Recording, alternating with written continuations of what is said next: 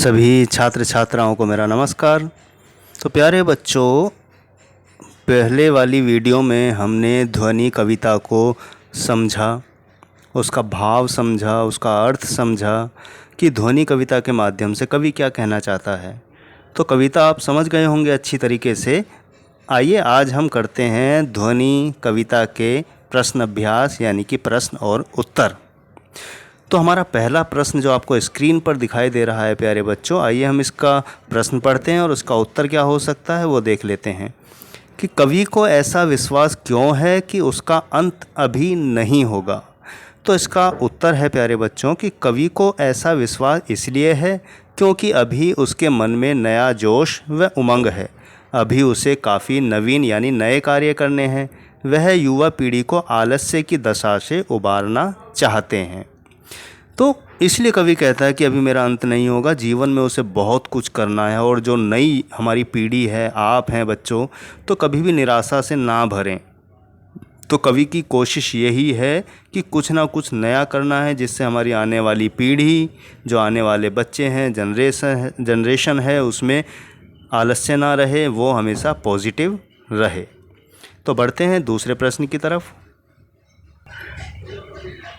दूसरा हमारा प्रश्न है प्यारे बच्चों कि फूलों को अनंत तक विकसित करने के लिए कवि कौन कौन सा प्रयास करता है। कि फूलों में आगे तक, अनंत तक, हमेशा तक विकसित रहें, तो वो कैसे प्रयास करता है। कवि कहता है कि फूलों को अनंत तक विकसित करने के लिए कवि उन्हें कलियों की स्थिति से निकालकर खिले हुए फूल बनाना चाहता है, यानी कि आगे की स्टेज पर लाना चाहता है, उन्हें आगे बढ़ाना चाहता है। जैसे बच्चा पैदा होता है, छोटा होता है, फिर बड़ा होता है, फिर बड़ा बन जाता है, बुज़ुर्ग हो जाता है।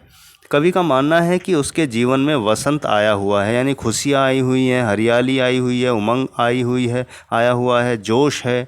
इसलिए वह कलियों को हाथों के वासंती स्पर्श से खिला देगा, यानी वसंत के स्पर्श से उसे छूकर वह फूलों की आँखों से आलस्य हटाकर उन्हें चुस्त व जागरूक करना चाहता है। तो हमारा जो वसंत का मौसम है, मैंने कविता में भी बताया था, समझाया था कि वो ऐसा मौसम होता है जिसमें पेड़ पौधे, झरने, हर मौसम, यानी कि वो जो मार्च और फरवरी का महीना है वो इतना सुंदर होता है कि सारी दुनिया सुंदर हो जाती है। बाग बगीचे, फूल, सब पे एक नया जीवन आ जाता है। इसलिए वो उन्हें आलस्य हटाकर, यानी हमारी नई पीढ़ी को आलस्य से हटाकर जागरूक करना चाहता है, उन्हें जीवन के लिए नए कार्य करने के लिए प्रेरणा देना चाहता है। बढ़ते हैं तीसरे प्रश्न की तरफ। तीसरा हमारा प्रश्न है प्यारे बच्चों कि कवि पुष्पों की तंद्रा और आलस्य दूर हटाने के लिए क्या करना चाहता है। यानी कि फूलों में जो तंद्रा है, यानी नींद जैसा है, और आलस्य यानी आलस है, उसको हटाने के लिए कवि क्या करता है कि कवि पुष्पों की तंद्रा और आलस्य दूर हटाने के लिए उन पर अपना हाथ फेर कर उन्हें जगाना चाहता है। वह उनको चुस्त, प्राणवान, आभावान व पुष्पित करना चाहता है, यानी उनको, उनके मन में एक उमंग, जागरूकता, यानी कि वसंत के माध्यम से, फूलों के माध्यम से वो नई पीढ़ी को भी संदेश देना चाहता है। कवि नींद में पड़े युवकों को प्रेरित करके उनमें नए उत्कर्ष के स्वप्न जगा देगा, उनका आलस्य दूर भगा देगा तथा उनमें नए उत्साह का संचार करना चाहता है। यहाँ जगह की जगह बच्चों गलत टाइप हो गया, तो जगह कर लेना। तो कवि आलस्य दूर करना चाहता है, सबका नया जोश और उमंग भरना चाहता है, ताकि वो पीढ़ी आने वाले समय के लिए कुछ कर सके। बढ़ते हैं चौथे प्रश्न की तरफ प्यारे बच्चों। तो हमारा चौथा प्रश्न है कि वसंत को ऋतुराज क्यों कहा जाता है। हमें आपस में चर्चा करनी है। तो देखिए बेटा, ये प्रश्न बहुत ही महत्वपूर्ण है। हम लोगों को पता नहीं है, आप लोग बच्चे हैं। तो वसंत को ऋतुओं का राजा कहा जाता है, यानी जितने भी ऋतु आती हैं, मौसम आती हैं, उनमें वसंत को उनका राजा कहा जाता है। क्यों कहा जाता है, आइए इस उत्तर के माध्यम से समझने का प्रयास करें कि वसंत को ऋतुराज कहा जाता है क्योंकि यह सभी ऋतुओं का राजा है। इस ऋतु में प्रकृति पूरे यौवन पर होती है, यानी कि पूरी हरी भरी हो जाती है। इस ऋतु के आने पर सर्दी कम हो जाती है, मौसम सुहावना हो जाता है। इस समय पंचतत्व अपना प्रकोप छोड़कर सुहावने रूप में प्रकट होते हैं। पंचतत्व जल, वायु, धरती, आकाश और अग्नि। तो 5 जो तत्व हैं वो जल, वायु, धरती, आकाश और अग्नि हैं। सभी अपना मोहक रूप दिखाते हैं। तो मैंने बताया जैसे कविता में भी समझाते हुए कि फरवरी और मार्च का महीना जो वसंत का महीना है, इसमें हर तरह की चीज़ें जो हमारे 5 तत्व भी हैं वो इतने मोहक और अच्छे हो जाते हैं कि हमें वो चुभते नहीं हैं बल्कि हमें खुशी देते हैं। पेड़ों पर नए पत्ते आने लगते हैं, आम बोरों से लद जाते हैं और खेत सरसों के फूलों से भरे पीले दिखाई देते हैं। सरसों के पीले फूल ऋतुराज के आगमन की घोषणा करते हैं। खेतों में फूली हुई सरसों पवन के झोंके से हिलती ऐसी दिखाई देती है मानो सामने सोने का सागर लहरा रहा हो। अगर सरसों को हम दूर तक खेतों तक देखें ऐसे लगे सोना लगता है। कोयल पंचम स्वर में गाती है और सभी कुहू कुहू की आवाज़ से मंत्रमुग्ध करती है सभी को। इस ऋतु में उसकी छटा देखते ही बनती है। इस ऋतु में कई प्रमुख त्यौहार मनाए जाते हैं जैसे वसंत पंचमी, महाशिवरात्रि, होली आदि। तो प्यारे बच्चों, देखा वसंत को ऋतुओं का राजा क्यों कहा जाता है? इसी कारण से नए नए पत्ते आते हैं, नए फूल आते हैं, सरसों आती है, खेत ऐसे लगते हैं जैसे सोने से लद गए हैं, कोयल अपने बहुत सुंदर आवाज़ में गाती है। तो बहुत सारी और मेन त्यौहार हमारे वसंत पंचमी है, महाशिवरात्रि और सबसे बड़ा त्यौहार होली इसी ऋतु में मनाया जाता है बड़े हर्ष और उल्लास से। तो प्यारे बच्चों, 5वां हमारा प्रश्न है कि वसंत ऋतु के आने वाले त्योहारों के विषय में जानकारी एकत्र कीजिए और किसी एक त्यौहार पर निबंध लिखिए। वसंत ऋतु में कई त्यौहार मनाए जाते हैं जैसे वसंत पंचमी, महाशिवरात्रि, होली। तो हम इसमें से किसी एक त्यौहार के बारे में लिख सकते हैं। आप भी इसमें से वसंत पंचमी, महाशिवरात्रि के बारे में भी लिख सकते हैं।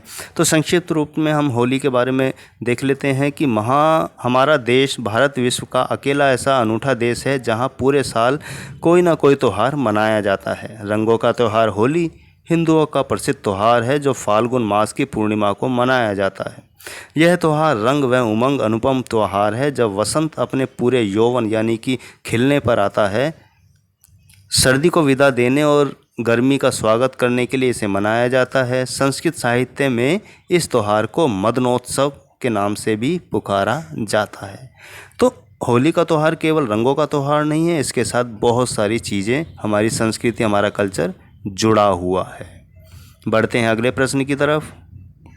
आगे है कि ऐसे वाक्यों को एकत्र कीजिए जिनसे एक ही शब्द की पुनरावृत्ति यानी जो बार बार रिपीट होते हैं, ऐसे प्रयोगों को ध्यान से देखिए और निम्नलिखित पुनरावृत्त शब्दों का वाक्यों में प्रयोग कीजिए। जैसे बातों बातों में, रह रह कर, लाल लाल, सुबह सुबह, रातों रात, घड़ी घड़ी। तो कुछ हमारे ये हैं जिनकी पुनरावृत्ति होती है बातों बातों में। तो वाक्य प्रयोग करें कि बातों बातों में कब घर आ गया पता ही नहीं चला। रह रह कर, कल रात से रह रह कर बारिश हो रही है। लाल लाल, लाल लाल आँखों से पिताजी अमर को घूर रहे थे। सुबह सुबह, दादी जी सुबह सुबह ही पूजा करने मंदिर निकल जाती हैं। रातों रात, ईश्वर की कृपा से रमन रातों रात अमीर हो गया। घड़ी घड़ी, घड़ी घड़ी शिक्षक उसे पढ़ाई में ध्यान दिलाने के लिए टोकते रहते हैं। तो ऐसे वाक्यों को अपनी पुस्तक से छाटिएगा। कुछ यहाँ पर आंसर में लिखे हैं उत्तर में, तो आप भी अपनी तरफ से और इकट्ठे कर कर उनको वाक्य में प्रयोग कर सकते हैं। तो बढ़ते हैं अगले प्रश्न की तरफ। अगला बड़ा महत्वपूर्ण प्रश्न है जिसकी तरफ हम बहुत कम ध्यान देते हैं प्यारे बच्चों। ये व्याकरण से संबंधित है कि भाषा की बात। तो भाषा हमारे लिए बड़ी महत्वपूर्ण है। व्याकरण के बिना भाषा में सौंदर्य नहीं आता है। तो देखते हैं प्रश्न में क्या कहता है कि हरे हरे पुष्प पुष्प में एक ही शब्द की एक ही अर्थ में पुनरावृत्ति हुई है। कविता के हरे हरे ये पात वाक्य में हरे हरे शब्द युग्म पत्तों के लिए विशेषण के रूप में प्रयुक्त हुए हैं। यहाँ पात शब्द बहुवचन में प्रयुक्त है। ऐसा प्रयोग भी होता है जब कर्ता या विशेष्य एक वचन में हो और कर्म या क्रिया या विशेषण बहुवचन में, जैसे वह लंबी चौड़ी बातें करने लगा। कविता में एक ही शब्द का एक से अधिक अर्थों में प्रयोग होता है। 3 बेर खाती थी वे 3 बेर खाती थी, यानी कि 3 बेर को वो 3 बार खाती थी। लेकिन बेर बेर एक ही शब्द है लेकिन अर्थ अलग अलग हैं। जो 3 बार खाती थी वह 3 बेर खाने लगी है। एक शब्द बेरकार दो अर्थों में प्रयोग करने से वाक्य में चमत्कार आ गया, इसे यमक अलंकार कहते हैं।